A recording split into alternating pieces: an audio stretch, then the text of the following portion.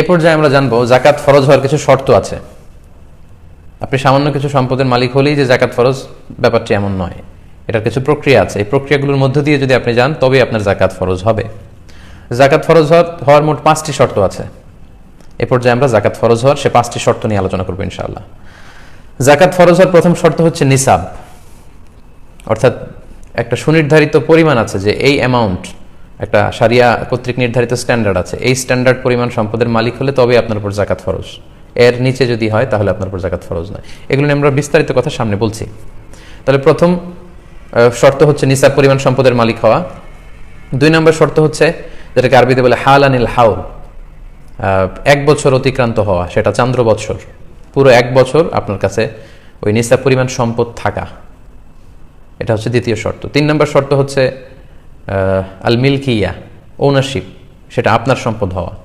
4 নম্বর শর্ত হচ্ছে আজিয়াদা, ওই সম্পদটা আপনার প্রয়োজনীয় সব কিছুর অতিরিক্ত হওয়া। 5 নম্বর শর্ত হচ্ছে আদামুদ্দুয়ুন, মানে আপনার খুব বেশি পরিমাণে ঋণ না থাকা। যে পরিমাণের সম্পদ তার চেয়ে বেশি যদি ঋণ থাকে তাহলে তো আগে ঋণ দিতে হবে, জাকাত দেওয়া লাগবে না। এই মোটামুটি জাকাত ফরজ হওয়ার এই 5টি শর্ত। তো এই 5টি শর্ত সম্পর্কে আমাদের বিস্তারিত শুনতে হবে। যদি বিস্তরভাবে আমরা না জানি তাহলে আমরা বুঝতে পারবো না যে কোন প্রেক্ষাপটে আমাদেরকে কিভাবে জাকাত আদায় করতে হবে। তাহলে জাকাত ফরজ হওয়ার 5টি শর্তের প্রথম শর্ত হচ্ছে নিসাব পরিমাণ সম্পদের মালিক হওয়া। আমরা তাহলে প্রথম শর্তটি দিয়ে শুরু করি। আমরা বলেছি যে নিসাব মানে হচ্ছে এমন একটা স্ট্যান্ডার্ড, এমন একটা শরীয়ত কর্তৃক নির্ধারিত স্ট্যান্ডার্ডাইজেশন করা হয়েছে যে এই পরিমাণ সম্পদ যদি কারো কাছে থাকে তার মানে বোঝা গেল সে নিসাব পরিমাণ সম্পদের মালিক হয়েছে, এটাকে বলা হয় নিসাব।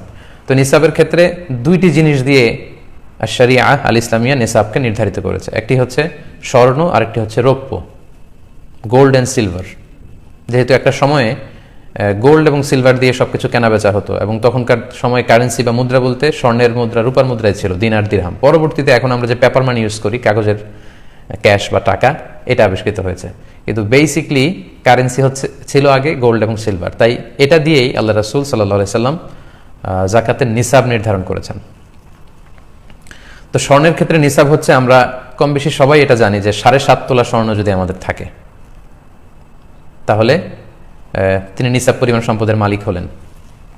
আর রূপা দিয়ে যে স্ট্যান্ডার্ড ফিট করা হয়েছে সেটা হচ্ছে 52.5 তোলা রূপা। তোলা আর ভরি এটা একই জিনিস।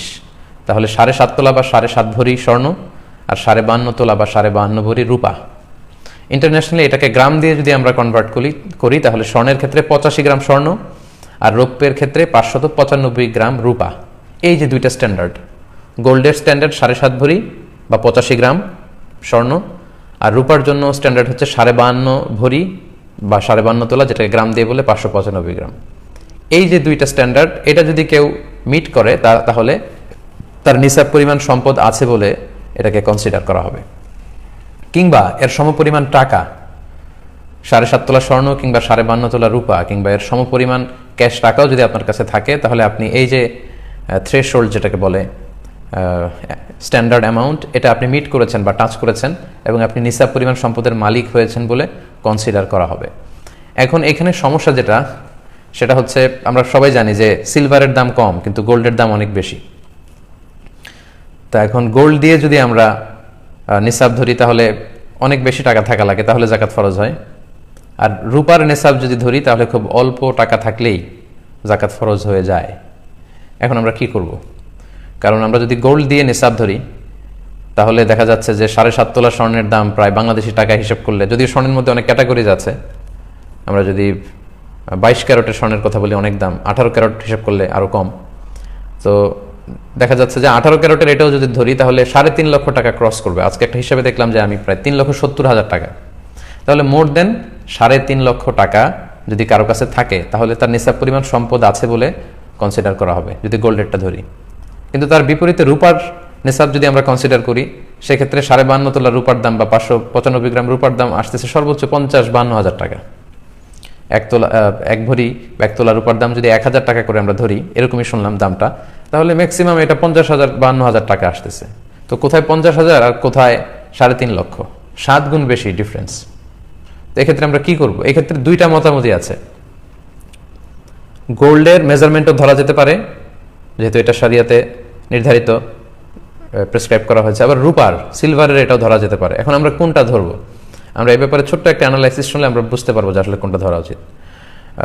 এক্ষেত্রে দুইটা মত। কেউ কেউ বলেন গোল্ড ইজ স্ট্যান্ডার্ড, গোল্ডটাই ধরতে হবে। কেন ধরতে হবে? তার কারণ হচ্ছে আল্লাহ রাসূল সাল্লাল্লাহু আলাইহি ওয়াসাল্লামের সময় যখন গোল্ড আর সিলভার দিয়ে, সোনার রূপা দিয়ে যাকাতের নিসাব নির্ধারণ করা হয়েছিল, তখন দুইটার মূল্যমান সমান ছিল। অর্থাৎ 7.5 তোলা স্বর্ণের বিনিময়ে 52.5 তোলা রূপা পাওয়া যেত, অনেকটা এরকম কাছাকাছি ছিল। অথবা 52.5 তোলা রূপা বিক্রি করলে 7.5 তোলা স্বর্ণ পাওয়া যেত।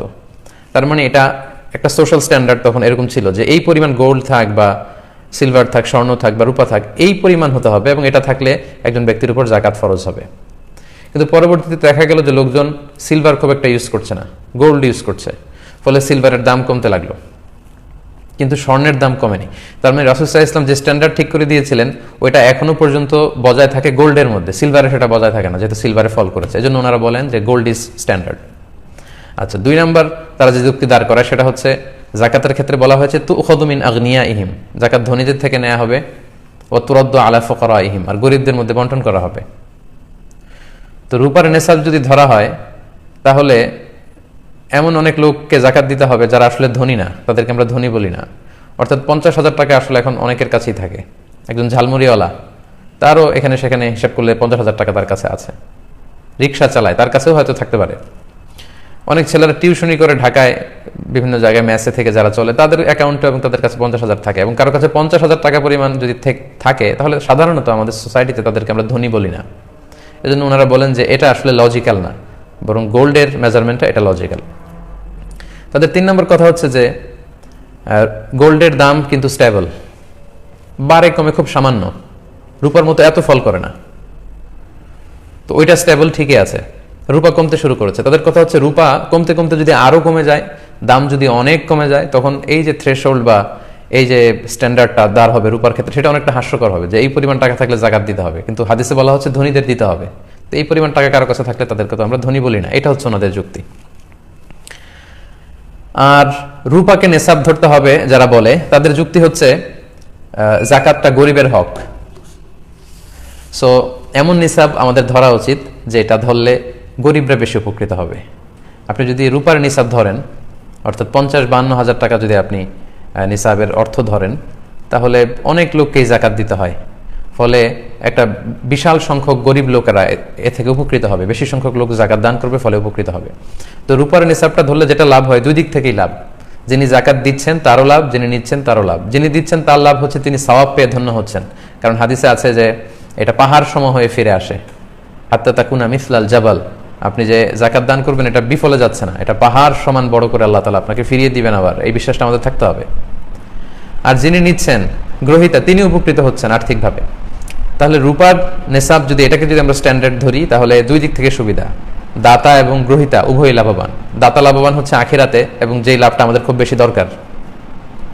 আর গ্রহীতা লাভবান হচ্ছে দুনিয়াতে, দারিদ্রতা বিমোচনের ক্ষেত্রে এটা বিশাল একটা ভূমিকা পালন করবে।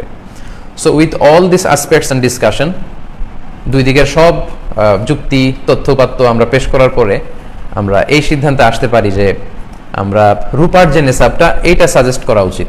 এটা সাজেস্ট করলে সবারই লাভ, যিনি দিচ্ছেন তারও লাভ, সওয়াব পেয়ে ধন্য হচ্ছেন, আর যিনি নিচ্ছেন, যেহেতু এটা গরিবদের হক, গরিবরাও অনেক উপকৃত হচ্ছে। কিন্তু স্বর্ণের নিসাবটা ধরলে কিন্তু অনেকের জন্য যাকাত ফরজ হচ্ছে না।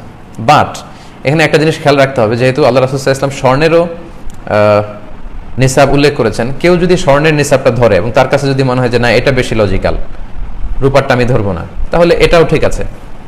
স্বর্ণের নিসাব অনুযায়ী যদি কেউ যাকাত আদায় করে, তার যাকাতও আদায় হয়ে যাবে, তার যাকাত যে আদায় হয়নি এমনটা বলা যাবে না। কিন্তু আমরা যেহেতু যাকাতটা গরিবের হক, আনফা আলিল ফুকারা, সেহেতু আমরা রূপারটাকে সাজেস্ট করি, তাহলে যিনি দিচ্ছেন যিনি পাচ্ছেন উভয়ই উপকৃত হবেন। আশা করি নিসাবের প্রথম যে শর্ত যাকাত ফরজ হওয়ার নিসাব, এ ব্যাপারে আপনারা ব্যাপারটা বুঝতে পেরেছেন এবং ক্লিয়ার হয়েছেন আশা করছি। এবার যাকাত ফরজ হওয়ার দ্বিতীয় শর্তের দিকে আমরা যাই। দ্বিতীয় শর্ত আমরা বলেছিলাম যে হাল আনিল হাউল, অর্থাৎ 1 বছর পূর্ণ হওয়া। এই যে আপনি রূপার নিসাবের মালিক হলেন, লেটসে 50 বা 50,000 টাকাই ধরুন, লেটসে 50,000 বিডি টাকা। এই টাকার মালিক যেদিন আপনি হবেন, আল্লাহ তাআলা এই পরিমাণ টাকা বা গোল্ড বা সিলভার যদি আল্লাহ আপনাকে মালিক বানায়, তখন ওই ডেটটা আপনাকে টুকে রাখতে হবে, কারণ আল্লাহ তাআলা আপনাকে যে নিসাব নিসাবের যে সীমা, ওই সীমায় পৌঁছিয়েছেন, আপনি আল্লাহ শুকরিয়া করে ওই ডেটটা টুকে রাখবেন। যখন আপনি এই পরিমাণ সম্পদের মালিক হয়েছেন, আপনার ডায়েরিতে টুকে রাখবেন যে এত তারিখে আল্লাহ তাআলা আমাকে নিসাব পরিমাণ সম্পদের মালিক বানিয়েছে। এবং বানানোর পরে আপনি অপেক্ষা করবেন যে 1 বছর পরিমাণ সময়, 1 বছরের এই দীর্ঘ পিরিয়ড অফ টাইমে এই পরিমাণ টাকা আপনার কাছে থাকে কিনা, এটা স্টেবিলিটি কতটুকু, সারিয়া এটা দেখতে চাই। হুট করে কেউ টাকার মালিক হলেই তাকে যাকাত দিতে হয় না, বরং এটা 1 বছর অতিক্রান্ত হয় কিনা এটা দেখতে হবে। এই 1 বছর পরিমাণ আপনার ফিনান্সিয়াল অবস্থা ভালো থাকাটাকেই হাল আনিল হাউল বলা হচ্ছে। 1 বছর পরিমাণে নিসাব পরিমাণ সম্পদ থাকতে হবে, তাহলে আপনার উপর যাকাত ফরজ হবে, তা না হলে নয়। হুট করে যাকাত ফরজ হয় না। তো এখানে বছরের হিসাব যদি আপনি করেন, সেক্ষেত্রে আপনাকে চান্দ্র বছরের হিসাব করতে হবে, সৌর বছর না। এই যে আমরা জানুয়ারি, ফেব্রুয়ারি, মার্চ হিসাব করছি, এটাকে বলা হয় সোলার ইয়ার, সোলার ক্যালেন্ডার অনুযায়ী। কিন্তু আপনি যাকাতের হিসাব যখন করবেন, আপনাকে লুনার ইয়ার ধরে হিসাব করতে হবে, মানে চান্দ্র বছর, যেটা হয় 354 দিনে 1 বছর হয়। আর সোলার ইয়ার বা সৌর বছর হয় 365 দিনে, প্রায় 11 দিনের গ্যাপ। তাহলে 2 নম্বর শর্ত হচ্ছে হাল আনিল হাউল, এই সম্পদটা আপনার কাছে 1 বছর পরিমাণ থাকতে হবে। আশা করি এই ব্যাপারটাও বুঝেছেন। 3 নম্বর শর্ত হচ্ছে আল মিলকিয়া। আপনি নিসাব পরিমাণ সম্পদের মালিক হলেন, এটা 1 বছর আপনার কাছে আছে। কথা হচ্ছে এই সম্পদটা আপনার পরিপূর্ণ মালিকানায় আছে কিনা, যেটাকে ওনারশিপ বলে। যে সম্পদটা আপনার আছে, এই সম্পদের উপর আপনার কমপ্লিট ওনারশিপ এস্টাবলিশ হতে হবে, মানে এটা একেবারে আপনার নিজের হস্তগত, আপনার কাছে আছে বা আপনার আওতায় আছে, আপনি চাইলেই সেখান থেকে খরচ করতে পারেন, এরকম হতে হবে টাকাটা। এখানে যদি এমন হয় যে আপনার কাছে আমানতের টাকা আছে, কেউ আপনার কাছে 5 লক্ষ টাকা আমানত রেখেছিল, ওই আরেকজনের আমানতের টাকা থেকে কিন্তু আপনি আবার যাকাত দিয়ে দিতে পারবেন না, কারণ এই টাকাটা আপনার না। যিনি আপনার কাছে আমানত রেখেছিল, এটা তার টাকা, সো অন্যের আমানতের টাকা আপনি যাকাত দিতে পারবেন না। তাহলে 3 নম্বর শর্ত আমরা বুঝতে পারলাম যে ওনারশিপ থাকতে হবে, এটার মালিক আপনার হতে হবে। 4 নম্বর শর্ত হচ্ছে, আরবিতে এটাকে বলে আজিয়াদা, মানে অতিরিক্ত হওয়া। আপনার প্রয়োজনাতিরিক্ত হতে হবে এই সম্পদটা, আপনার কাজে লাগছে না, অলস পড়ে আছে, অতিরিক্ত টাকা, উদ্বৃত্ত টাকা। দেখেন ইসলামী শরিয়া কত সুন্দর ভারসাম্যপূর্ণ বিধান আমাদের জন্য ফিক্স করেছে।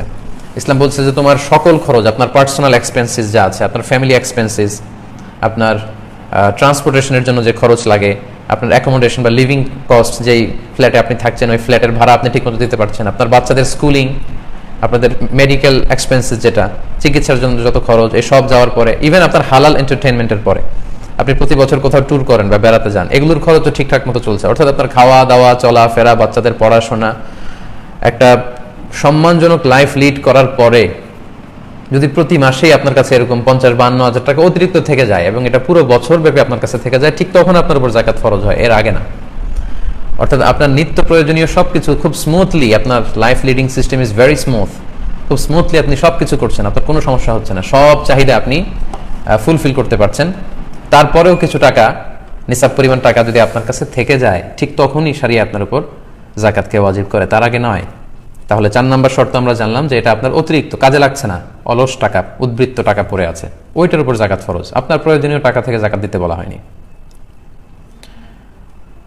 তাহলে 4টা শর্ত আমরা জানলাম। এবার যাকাত ফরজ হওয়ার সর্বশেষ শর্ত হচ্ছে আদামুদ্দুয়ুন, ঋণ না থাকা। আপনার কাছে টাকা আছে ঠিকই, কিন্তু আবার ঋণও আছে বিশাল পরিমাণ। যে পরিমাণে টাকা আছে তার চেয়ে যদি বেশি ঋণ থাকে, তাহলে আপনি যাকাত দিবেন না, আগে ঋণ দিবেন। তো এই পরিমাণ ঋণ থাকলে আপনার উপর যাকাত কিন্তু ফরজ হয় না। ঋণের ক্ষেত্রে কয়েকটি বিষয় খুব ভালো করে আমাদেরকে বুঝে নিতে হবে। ঋণের কিছু ধরন আছে, কিছু ক্লাসিফিকেশন আছে। এক ধরনের ঋণ হচ্ছে যেটা আমাকে একবারে পরিশোধ করে দিতে হবে। আপনি যেদিন যাকাত হিসেব করবেন, ওই দিন এই ঋণটা আপনি আপনার মূল অ্যাসেট থেকে বাদ দিতে পারবেন। যেমন ধরুন, আপনি জরুরি একটা কাজে আপনার বন্ধুর কাছ থেকে 1 লক্ষ টাকা নিয়েছিলেন এবং বলেছিলেন যে 2-3 মাস পরে আপনি তাকে ফেরত দেবেন। তো আজকে আপনার যাকাতের হিসাব করার ডেট, তো 2-1 মাসের মধ্যেই আপনাকে ওই 1 লক্ষ টাকা আপনার বন্ধুকে ফেরত দিয়ে দিতে হবে। তখন আপনি আপনার মূল অ্যাসেট থেকে এই ঋণের টাকাটা বাদ দিতে পারবেন, যেটা আপনাকে একবারে পরিশোধ করতে হয়। আচ্ছা, এটা বোঝা গেল।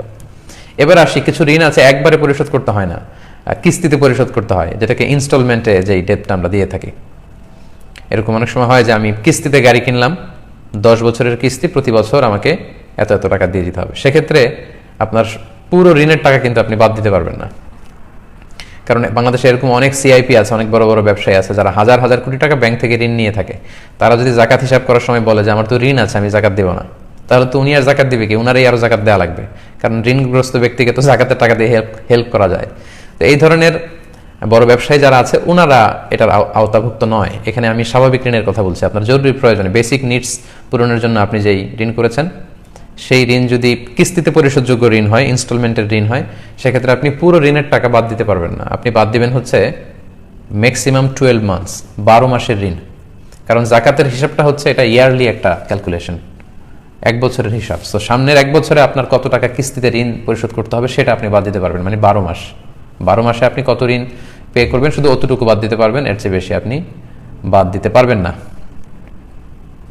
আর ঋণের ক্ষেত্রে 3 নম্বর কথা হচ্ছে, কোনো লাক্সারি আইটেম কেনার জন্য যদি আপনি ঋণ করেন, ধরুন আপনার গাড়ি আছে, এরপর আপনি আপনার শখের জন্য ঋণ করে 5 কোটি টাকা দিয়ে একটা গাড়ি কিনলেন, ওই ঋণ কিন্তু বাদ দেওয়া যাবে না জাকাত থেকে, কারণ আপনি লাক্সারি পণ্যের জন্য ঋণ করেছেন। আপনার একটা বাংলো বাড়িতে আপনি থাকেন, অপ্রয়োজনে আরো কয়েকটা বাংলো বাড়ি ঋণ করে কিনলেন, সেই ঋণের টাকা জাকাতের হিসাব থেকে কিন্তু আপনি বাদ দিতে পারবেন না। আশা করি এই ঋণের পয়েন্টটা আপনারা বুঝতে পেরেছেন। তাহলে এই 5টি শর্ত যদি কারোর মধ্যে পাওয়া যায়, সে নিসাব পরিমাণ সম্পদের মালিক হয়েছে এবং সেটা 1 বছর পূর্ণ হয়েছে, পাশাপাশি ওটার উপর পরিপূর্ণ তার ওনারশিপ ছিল, এস্টাবলিশমেন্ট হয়েছে, এবং এই টাকাটা তার অতিরিক্ত কাজে লাগছে না, অলস পড়ে আছে, এবং তার ঋণ নেই, এই 5টি শর্ত যদি কারোর মধ্যে পাওয়া যায় তাহলে সেই ব্যক্তির উপর জাকাত ফরজ। তাহলে জাকাত ফরজ হওয়ার যে 5টি শর্ত, আশা করি এই আলোচনার মধ্য দিয়ে আপনারা বুঝতে পেরেছেন। এর মাঝখানে একটি কথা বলে রাখি, সেটি হচ্ছে কখন এমন হতে পারে যে আপনি কারো কাছ থেকে টাকা পান, মানে আপনি ঋণ দিয়েছিলেন, তো সেটার জাকাত আপনি কিভাবে দিবেন? সেটার নিয়ম হচ্ছে, যদি সে টাকাটা পাওয়ার আশা থাকে, যে না আমার পাওয়ার সম্ভাবনা আছে, তাহলে ওইটার জাকাত আপনাকে দিতে হবে। যখন আপনি জাকাত হিসাব করবেন সেটাও হিসাব করে দিয়ে দিবেন, অথবা যখন আপনি হাতে পাবেন তখনও দিতে পারেন। সেক্ষেত্রে পিছনের যত বছর, 1 বছর 2 বছর 3 বছর যদি পরে পান, ওই 3 বছরের জাকাত হিসাব করে আপনাকে দিয়ে দিতে হবে। কিন্তু যদি এমন হয় কাউকে আপনি ঋণ দিয়েছেন টাকা, কর্জা হাসানা, কিন্তু বেচারা সে টাকা দিতে পারবে না, এবং আপনিও নিরাশ, আশা ছেড়ে দিয়েছেন যে এই টাকা হয়তো আর পাওয়া যাবে না, সেক্ষেত্রে জাকাত ক্যালকুলেশন করার সময় সেই টাকাটার হিসেবে আনা লাগবে না।